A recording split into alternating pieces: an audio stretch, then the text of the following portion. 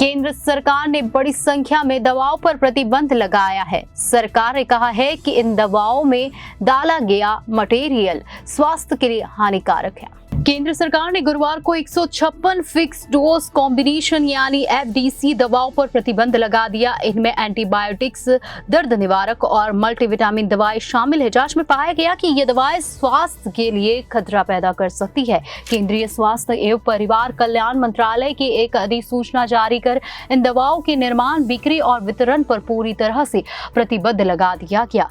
प्रतिबंधित एफडीसी दवाओं में एंटीबायोटिक्स, एंटी एलर्जिक्स, दर्द निवारक, मल्टीविटामिन और बुखार एवं हाई ब्लड प्रेशर की दवाएं शामिल है। नोटिस में कहा गया कि यह निर्णय औषधि तकनीकी सलाहकार बोर्ड डीटीएबी और केंद्र सरकार द्वारा गठित विशेषज्ञ समिति की सिफारिशों के बाद लिया गया है। इस मामले की जांच केंद्र सरकार और डीटीएबी द्वारा नियुक्त एक विशेषज्ञ समिति द्वारा की गई है। इसमें दोनों निकायों ने सिफारिश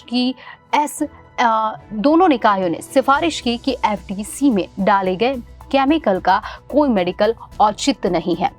लिस्ट में प्रमुख एफडीसी दवाओं में मेफेनामिक एसिड और पैरासिटामोल इंजेक्शन भी शामिल है। इन दवाओं का उपयोग विभिन्न स्थितियों में दर्द और सूजन को कम करने के लिए किया जाता है। ओमेप्राजोल, मैग्नीशियम और डाइसाइक्लोमाइन HCl की खुराक। इसका उपयोग पेट दर्द के इलाज के लिए किया जाता है। फैटी लीवर के इलाज वाली दवा भी है प्रतिबंधित।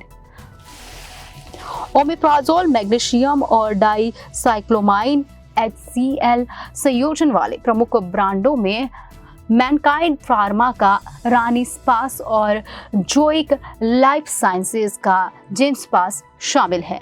अन्य एफडीसी में उर्सोडिक्सोलिक एसिड और मेटफॉर्मिन HCl का संयोजन शामिल है। इसका उपयोग मधुमेह से पीड़ित लोगों में फैटी लीवर के इलाज के लिए किया जाता है। साथ ही पोविडोन, आयोडीन, मेट्रोनिडाजोल और एलो की खुराक का उपयोग त्वचा संक्रमण की रोकथाम और उपचार के लिए किया जाता है। उर्सोडिऑक्सिकोलिक एसिड और मेटफॉर्मिन HCl एफडीसी के प्रमुख ब्रांडों में एरिस लाइफ साइंसेज द्वारा निर्मित हेप्टोक्सा एम टैबलेट शामिल है। मैक्सुल बायोटेक का मैकडिन एम आइटमेट और मेडक्लोर फार्मा का पोविओल एम आइटमेट, पोविडोन, आयोडीन, मेट्रोनिडाजोल और एलो की संयुक्त खुराक के सामान्य रूप से उपलब्ध उदाहरण है। मंत्रालय ने कहा कि इन एफडीसी के उपयोग से लोगों को बड़ी संख्या में खतरा होने की संभावना है, जबकि दवा के सुरक्षित विकल्प उपलब्ध है। नोटिस में कहा गया कि डीटीएबी ने इन दवाओं के दावों को सही नहीं पाया और ये निर्णय लिया कि इनमें से मरीज को होने वाला नुकसान लाभ से अधिक है। इसके साथ ही मंत्रालय ने कहा कि इसलिए सार्वजनिक हित में औषधि एवं प्रशासन सामग्री अधिनियम 1940 की धारा 26A के तहत इस एफडीसी के निर्माण, बिक्री या वितरण पर प्रतिबंध लगाना आवश्यक हो गया है।